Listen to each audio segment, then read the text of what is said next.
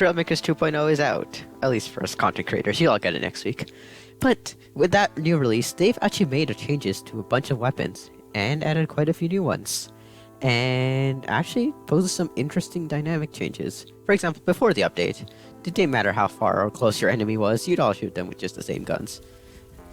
But now, they've actually added some specific like short-range weapons and modified some of the other weapons to be more effective at longer ranges. Or at least more effective overall. So I want to test all that and see what the ultimate weapon is. And to do that, well, obviously I've got the massive weapon testing apparatus of science. I hope that's not copyrighted. Okay, I was just getting set up when I noticed this. You see where that smart cannon is pointing? Yeah, they definitely changed the auto aim for all the guns, I think. So the smart cannon can basically aim 90 degrees now, which is really an interesting choice. I don't know if it's a good choice or a bad choice, but it is an interesting choice. It can aim very far. But that's not why we're here, so stop aiming at that smart cannon. Let's try this. So, first weapon, that was a 1 second shot. I programmed it, and it did exactly 2 blocks of damage. That's nice. So, 2 4x4 blocks of damage per second. So that would be 1 4x4 per second per power core. This is of course the new Submachine gun. So let's just try set it up for a 1 second burst. Alright, 1 second. And stop moving. Fire! As you can see, it's a lot less accurate. But damage wise, honestly, I think it's very similar. Maybe even a tiny bit more. So that was actually 2.5 blocks worth of damage. Or 1 1/4 blocks of damage per power core. Okay, so my game crashed. I don't know why. Let's just ignore that. Anyways, where were we? Honestly, it's more powerful than the smart cannon, but it's less accurate. So that's what I'm getting from here. And the auto aim range is less, and also you can only lock on at closer ranges. So there's a few downsides, but it does do more damage. It's an interesting thought. Anyways, with that, let's move on to the minigun. Right, minigun time. Okay. Interesting. That was 3 blocks, and I think that's 2 half blocks. So that's basically 4 blocks of damage. Easy numbers. So that did exactly 4 blocks per damage, or 4 blocks of damage per second. Or, just like the smart cannon, 1 block per second per power core. There's 4 power cores. So the minigun is basically equivalent to the smart cannon, but it's just worse, because less lock on range.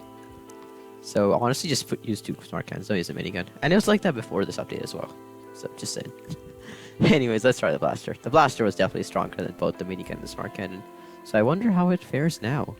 Fire! Interesting. The blaster did less damage. Did they buff the other normal guns and like nerf the blaster? Because the blaster is way stronger than the other guns, like all the time. But that 1 second burst only did 3.5 blocks of damage instead of the 4 blocks of damage from the minigun. They both cost 4 power cores. That's a very interesting thought. They nerfed the blaster, I guess. That's 0.875 blocks per second for the math. per power core. So, yeah. It's worse than the minigun or the smart cannon. And it's definitely worse than our new best, which is actually this new SMG. So, we actually already have a better weapon. But now let's try the 2 other new guns. These 2. Starting with the shotgun. Now, I was surprised to know this, but this one only costs 1 power core. So I'm very interested on how much damage it does. So let's see what this does. It shoots a 4 shot burst. And you're really gonna make me count this, aren't you? Alright, let me count this real quick. Okay, 6.75 blocks per second for 1 power core. That's absurd. Okay, I don't know how well they balanced this. That's 6.75 blocks of damage in 1 second. Okay, so I just tested it with the accumulator. I was wrong. It's 2.5 seconds per the 4 shot burst. So it does the 4 shot burst, and then at 2.5 seconds it shoots again. You can just look at the accumulator to the left. So whenever it fills up, that's 2.5 seconds. So we actually have to divide the 6.75 by 2.5 to get the actual damage. But it's still a lot higher than everything else. Let me just do the math real quick. So that's 2.7 blocks per second. which is like it's 3 times the blaster, which used to be a good weapon, the best weapon, but it's now actually the worst. But it's still 3 times the damage of the blaster, basically. That's absurd. Okay, so we found out the shotgun is absolutely absurdly strong. But it should be noted that this is a very, very close range weapon. Its lock-on range is, I think, the same as the submachine gun, but it obviously has a lot of spread. Anyways, now let's try some of the different weapons, like the grenade launcher and the other explosive weapons. Now, obviously these are not going to be nearly as standard results, so we're probably not going to compare them to the other ones, but let's just see what they do in one shot. One shot from all of these. Starting with the rocket launcher. Okay, that did quite a bit of damage, actually. Which, I mean, obviously it's a rocket launcher, but not as much as I expected. Okay, very big explosion, but very little damage. Interesting. Let's try this cannon. Okay, that did a ton of damage. Why did the other cannon do so little? I'm pretty sure the other one's supposed to be more powerful than this one. Alright, well, you know what time it is? It's time for the new weapon. And this one is interesting hitbox, like, it's a 2x3x3. So that's like the same as a shield, yeah. The energy shield is the same hitbox as that. So it's an interesting hitbox. Anyways, enough waiting. Let's try the new weapon. Okay, one more thing. The reticle is actually pointed up. It has an arcing trajectory. Okay, now fire it. Ooh. Now this is what you call damage. I'm not even gonna bother counting that. Like, we don't need to count that. That's just absurd amounts of damage. So for those of you thinking who the new weapons were just like to be like progression based, so that they're weaker weapons so you can move on to stronger ones. Yeah, no, I don't think that's the case. I have a hunch that that's not exactly the entire case here, because this is absurd. But these are really inaccurate. So you know what we should do now? I think we should move on to the airborne map and try these against some enemies. I'm saving the campaign for my co-op series with Quackers.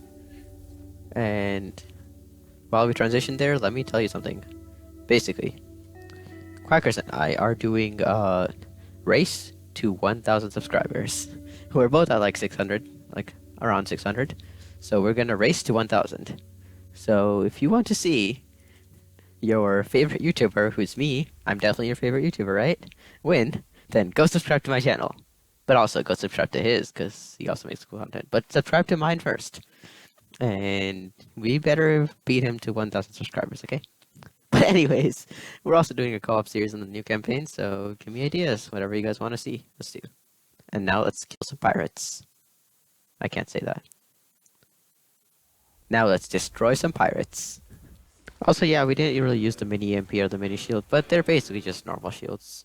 And normal EMP is just, like, nerfed a bit, so we're not going to really cover those. That's not very fun.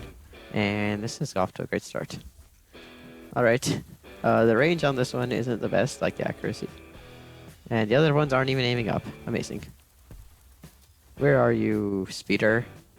I have to destroy you. Alright, we got a lock on the mini EMP, but I don't think that's doing anything. Okay, this is weird.